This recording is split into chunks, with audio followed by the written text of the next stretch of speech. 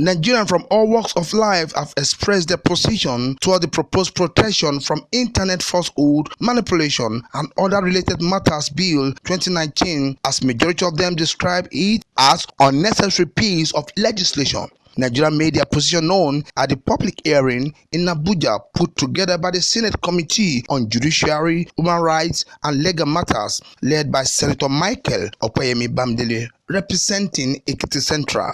President of the Senate, Ahmad Lawal, while declaring open the public hearing, assured that the stakeholders at the public hearing were in a good position to profile a well-seasoned argument on the way forward on the bill.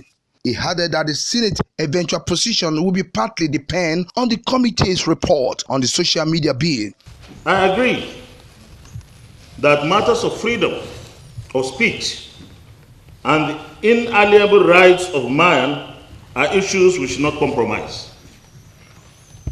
I also agree that the right of an individual ends where the right of another individual begins. The rub between the freedom of an individual and the limits of that individual is often a tight one to walk. As a people, however, we cannot stop discussing this freedom and its limitations for peace and harmony, growth and development.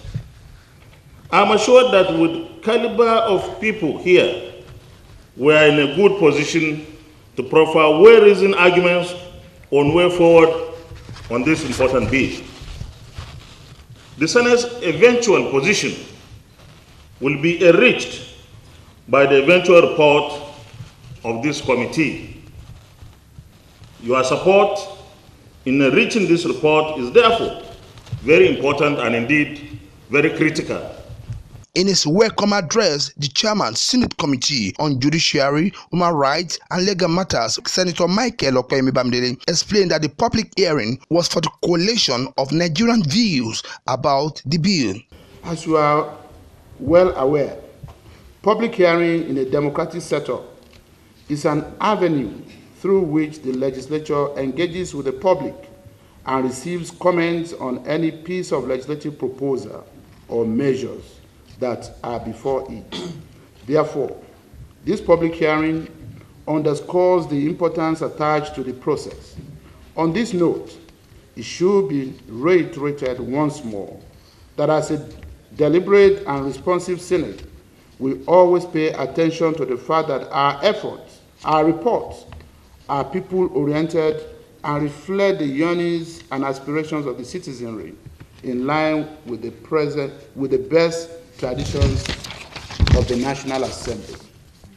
It is pertinent to state here that one of the high points of this bill, in our view, is the myriad of reactions that trailed it from a cross-section of members of the public, both in the social media and other traditional media.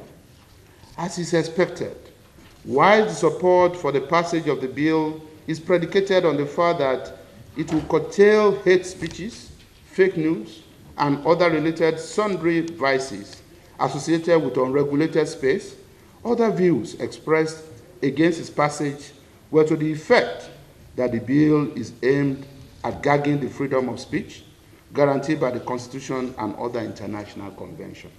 The sponsor of the bill, Senator Mohammed Sani, in his submission said even if the bill is dropped, he will continue to push to ensure that the social media is regulated in the country. Misinformation, disinformation, and manipulation, especially on the internet, popularly known as fake news, today has become not only a virus, but an epidemic that the world is trying to kill. And Nigeria cannot be an exemption. It has assumed a disturbing dimension in recent times. Its damaging implications cut across every fiber of people's communal life, from politics to religion, from business to social life. Over 80% of speakers at the public hearing opposed the protection from internet falsehood and manipulation bill, asking the lawmaker to dispose of the controversial bill. They expressed worry over the impact of such a bill will have on the media houses, journalists, and other online users who make a living off the social platform if implemented. There is no way we can compare Nigeria with Singapore, with Iran, and the rest of it. Certainly we do have a difficult situation with human rights in this country at this time, and with the nature of government we have today that continually impinges on the rights of citizens. Arming this government with another bill that further entrenches the levels of impunity and excesses that this country is currently going through would be really dangerous for us, and perhaps even very dangerous for our democracy. Mr. Chairman, members of the committee, we urge that this bill be completely discountenanced and dismissed. Thank you. This Ninth Assembly should not only trash this bill, but to halt its continuous consideration. And we say this for 4 reasons. First, we are aligned with the fact that this bill itself is going to be a legislative overkill, because it will be duplication and over-regulation of a space that belongs to citizens. Second, of course, it contravenes provisions of international instruments. And these are reasons, and we completely align with these reasons. This Ninth Senate needs to answer this call of history.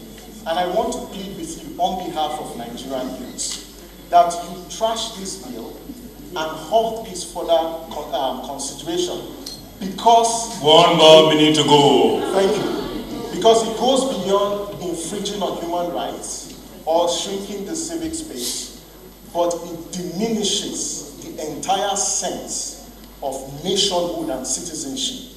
And at a time when polarization is at the heart of what this country grapples with. In canvassing for the death of this bill, don't let us make the fundamental mistake of pointing government in the direction of other draconian laws that are outdated in our books. It is important for everybody to know that the Nigerian Constitution itself is outdated. It wasn't made by the Nigerian people. Yes. It wasn't made for the Nigerian people. We should be talking about how to fix our constitution through a referendum. Because if we had a constitution that is made for the people and by the people, there is no way, like the South Africans have after apartheid, that we will have a bill like this standing at the people's building here in Abuja. It would never have been considered. And it will mean that some of the people who have this kind of outdated ideas would never have made it to even our Senate. That is the truth. The final thing I want to say is that this bill is dead. We are here to bury it. Thank you very much. The Nigerian Union of Journalists is totally opposed to this bill. And we want to advise the sponsors to withdraw same. Number 2, this is also an unnecessary proliferation of laws. Because if we take time to look at other existing laws, we have the criminal code, we have the penal code. Most recently, the Cybercrime Act of 2015. These existing laws have substantially dealt with the issues that surround disinformation, misinformation, fake news, as the case may be. Proliferation of laws is not a unique ingredient of democratic governance. Therefore, we feel that if there is any need for us to look at the existing laws, we can go ahead and do same rather than proliferate them. Amnesty International considers the social media bill a threat to freedom of expression in Nigeria. As we already have submitted our memo, I will just lay emphasis on certain aspects of our recommendations. We want to state categorically that Nigeria, being a member of the International Committee of Nations, has ratified several instruments, particularly the International Covenant on Civil and Political Rights, and is also a member of the African Union and the Article 9 of the African Charter on Human and People's Rights, which Nigeria has also passed as part of its laws, is also binding on Nigeria. Our Section 39 of the Nigerian Constitution has captured most of these fundamental issues concerning freedom of expression in Nigeria. So it is important that any law and this social media bill in its current form will constitute a barrier to something which Nigeria has already decided it will not allow. However, among those who throw their weight behind the bill are Nigerian Army and the Nigerian Supreme Council for Islamic Affairs. I say that we welcome this bill for reasons of national security.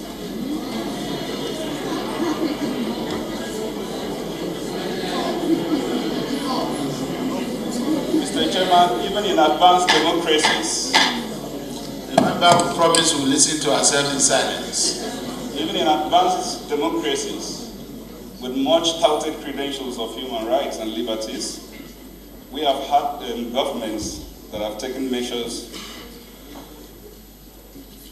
to promote national security, measures that may appear to limit individual liberties, but in the interests of the nation are taken. Others argue that the passage of the bill will give police limitless power to arrest and prosecute internet offenders. Deciding what constitutes falsehood, jury deciding if falsehood occurred, and executioner taking the necessary actions. Number four, some provisions of the bill are already covered in several existing legislations. For example, the Cybercrime Prohibition, Prevention, etc. Act of 2015 and the Advance Fee Fraud and Other Fraud-Related Offences Act 2006. There is also the Data Protection Bill, which has been submitted for consideration. And then finally, the bill has general drafting anomalies, such as referring to sections as clauses and making references to words that are alien to the Nigerian jurisprudence. Based on the above reviews and the general comments as presented, it is our opinion, Mr. Chairman, that the National Assembly may need a complete redraft of the bill to ensure it aligns with existing laws of the land. The long title of the bill does not indicate who the bill is protecting from false internet falsehood. Then who does the law seek to protect? We start from that. The second point is that, be that as it may, there has to be a balance between the need to curtail the transmission of false statements on the internet and the need to protect the right of freedom of expression of the press and in our democratic society. So the society has legitimate interest, as we know, for information, because information is critical to national development. It is also a legitimate right of persons to have access to information.